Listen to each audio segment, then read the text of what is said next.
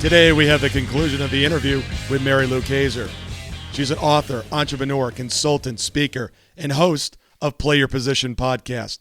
In today's episode, we'll be discussing the importance of journaling and how writing every single day will change your life. Welcome to this edition of Peak Performers Podcast with your host, Thor Conklin. Thor will be sharing the necessary tools, strategies, and psychology you'll need to become a peak performer in any area of your life or business. Thor Conklin here. We give you the tricks, the tips, the tools, the strategy, the technology, and the psychology peak performers use in order to get more done and execute at the highest level. If you know what to do but struggle with getting it all done, or simply want to raise your game to the next level, this podcast is for you. Sit back and enjoy. You know, as entrepreneurs and business leaders, we always have to make decisions and we don't always have all the information. Tell us about a time where you had to make a tough decision. You didn't have all the information that you needed to, but you had to decide and make a decision.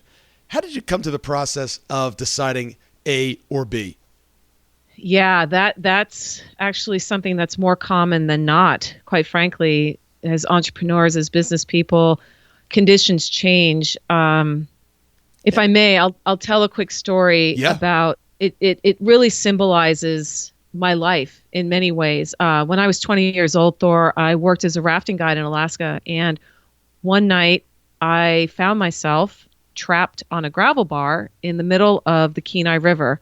Now, the Kenai River is fed by glaciers, so during the summertime, at the highest temperatures, we're talking 50, 55 degrees Fahrenheit, and human life doesn't survive that long in waters that cold. So my role that summer was to take the boat, the raft, down ahead of the guests, a day ahead of the guests, and set up base camp. So when these guests who were paying up to $5,000-$6,000 to have their Alaskan adventure showed up, they would just roll into camp, and their tent was there, and their bedroll, and the fireplace was laid, and food was ready, and so forth. So that was my job to do that. And I had made this trip before, so it's not like I didn't know what I was doing. And my mistake was, I made two mistakes. Number one, I just assumed I knew what I was doing and took for granted that I had achieved mastery in getting that raft down.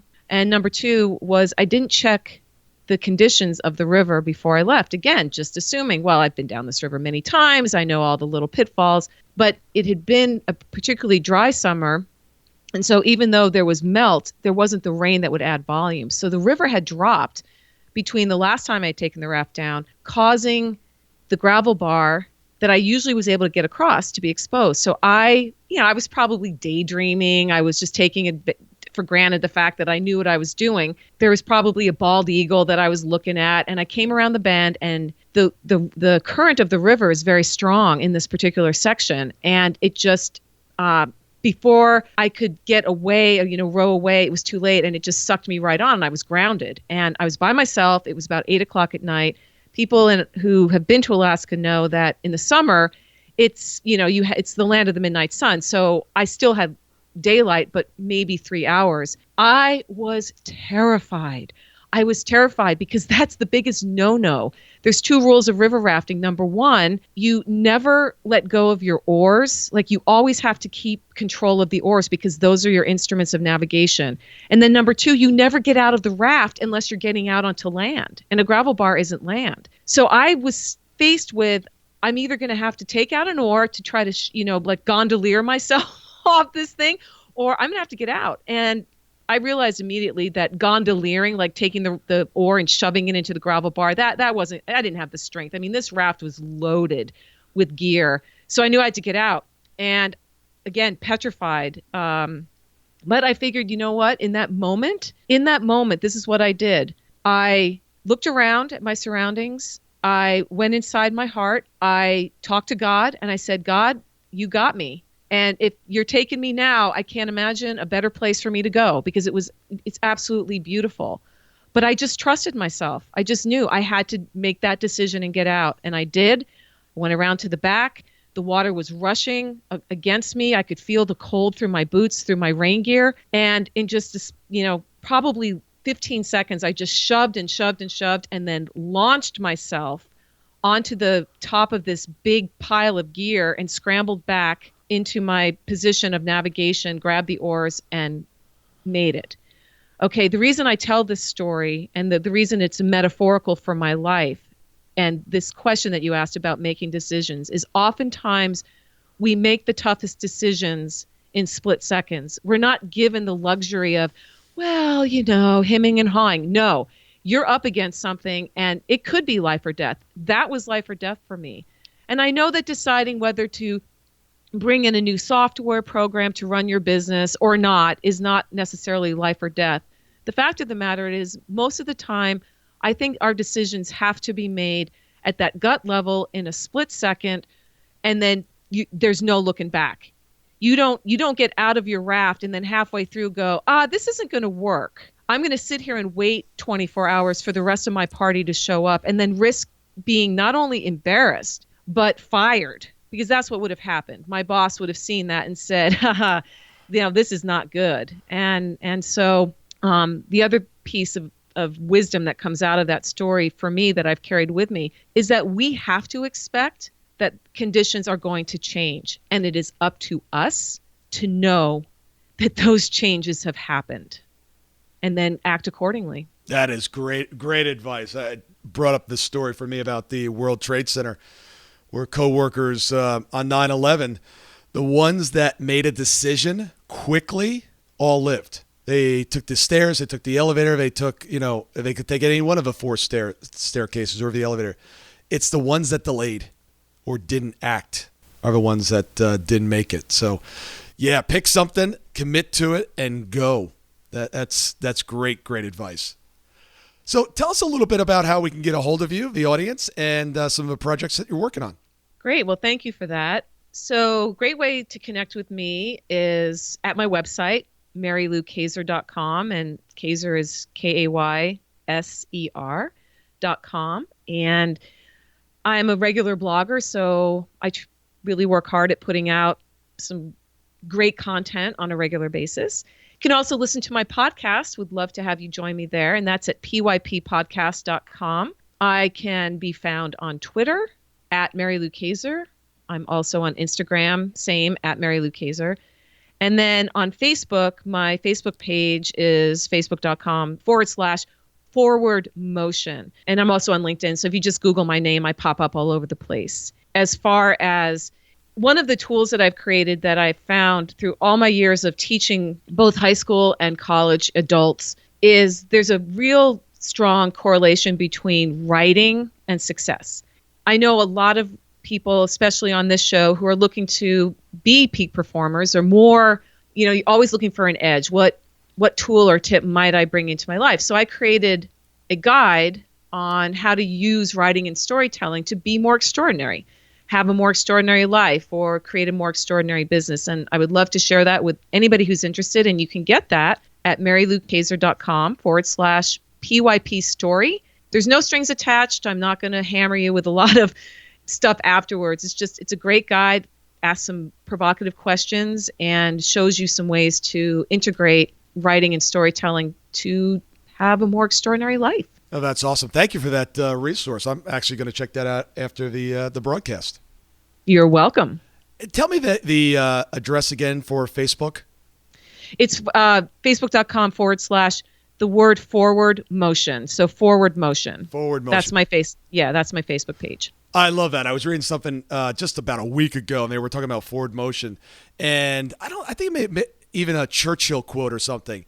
And if you're moving forward and you fall, at least you fall forward, not backwards. And I love that. That's right. It's just like, just you're going to make some progress. You might get a little bloody, but it's like you've got to keep moving. And I think that's a theme that actually came out of today's episode is you got to decide, you got to move forward, keep the motion going.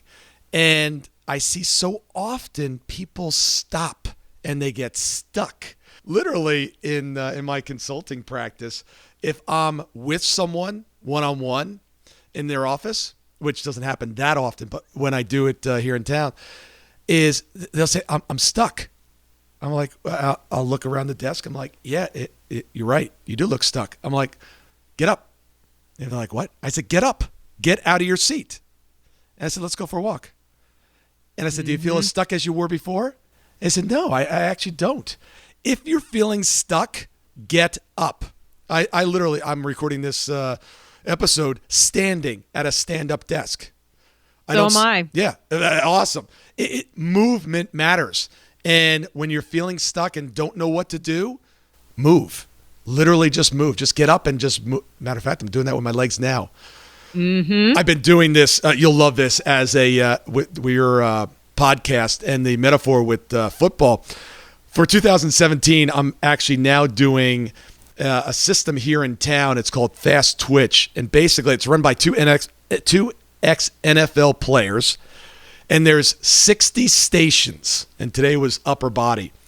And you spend a minute at each station. And it goes a minute. And then another minute, the alarm goes off and you just skip. So for 60 minutes, you're jumping from station to station. And by the time you're done with 60 minutes, you're just exhausted. But it's about getting in there and just moving. Whatever your exercise you're working on right now, just do that. All you have is 60 seconds. When the bell goes off, you do something else. Keep moving. Keep it moving. Well, that's great. I was just going to add to that. I heard a phrase, it's not my own. One of my guests shared it, and she said, the physical is metaphorical. So when you look around at people's bodies, you can read their story in their posture, in their size. Slumped shoulders for me is a big one. Slumped shoulders, people who look like they're bending into themselves. That tells a huge story. The physical is metaphorical. You got to move. You got to. And it's your physiology that sets up the emotions that you're feeling. Just like what you said. If you want to feel depressed and down, you got to roll your shoulders in. You got to drop your head. Your breathing needs to be shallow. You can't. Put your shoulders back, put your chest up, and breathe deep. You can't be depressed in that state. It's impossible. No, you can't. You have 90 seconds to leave some advice for your kids. What would it be? Love unconditionally. Be the best you. Show up every day, even if you don't feel like it. Show up. Always rise above. Don't let other people determine your path. Listen, write, read, hug somebody every single day. Celebrate not just the big moments, but the small ones. And when things don't go according to plan, don't worry. Things will turn around in due time. Incredible. Hit the replay. Go back and listen to that over and over again. That was great. That was just like bam, bam, bam, bam. I love the one about show up. I actually went out and I trained with Mark Devine at SEAL Fit last year. The end of last year. Did? Yes. And what Mark talks about is showing up and, embracing it. He goes, embrace the suck. Don't, it's not going to be fun. Just show up and do it. Don't do it. It's easy to do things, the right thing, to do things when it feels good and you feel good and you're well rested and, everything's good. We're in the Pacific Ocean at 8:00 at night in November. That was not fun. And then they had us lean our legs back and touch the sand with our toes every time a wave came in. I now understand what waterboarding is all about. I mean, it was not fun. Were you in a wetsuit? No. No. Naked and afraid in the ocean. Yeah, no, it was no wetsuit. Yeah, I was wet. But it's about winners, performers, high performers, peak performers. They show up and they do things that they don't want to do, while others are sitting at home thinking about what they'd like to do. Mm-hmm. So that is awesome.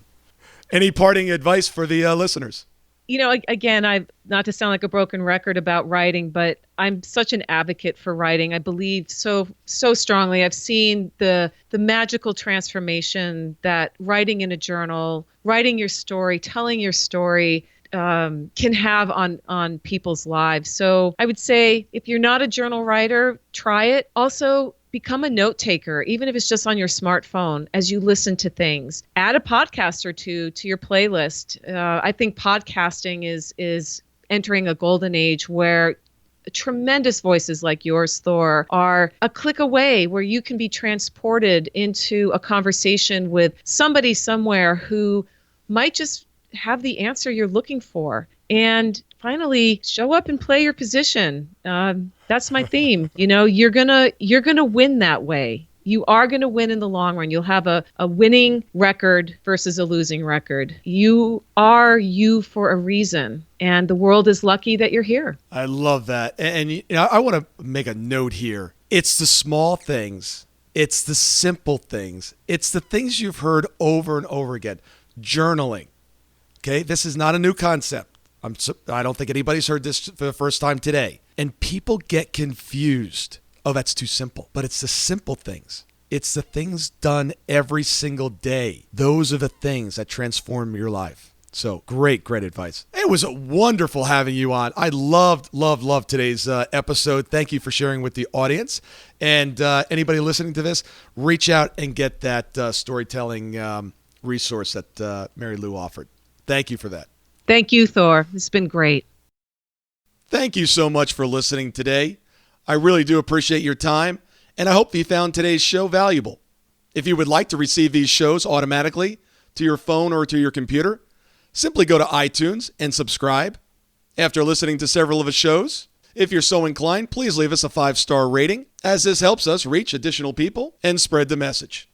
If you're truly committed to taking your life to the next level and doing whatever it takes to become a peak performer, but something's holding you back, something is blocking your way, and you just can't seem to figure out what it is, send me an email to info@thorconklin.com, and I'd be more than happy to get on the phone with you. We'll schedule a 15-minute discovery call. No obligation, no cost. I absolutely love to hear from the listeners, and if there's something I can do to help, I'd be more than happy to do that. Also, if you found something of great interest in today's show and you want to share that with your friends and family, simply go to my Facebook page, Thor Conklin, click on the episode, hit the share button, and share it on your page. You can follow me at Twitter at Thor Conklin. The website is thorconklin.com.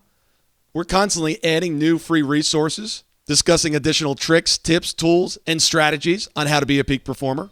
Remember, I try to keep these episodes short so you can listen to them during dot time, doing other things, commuting, driving, walking, working out.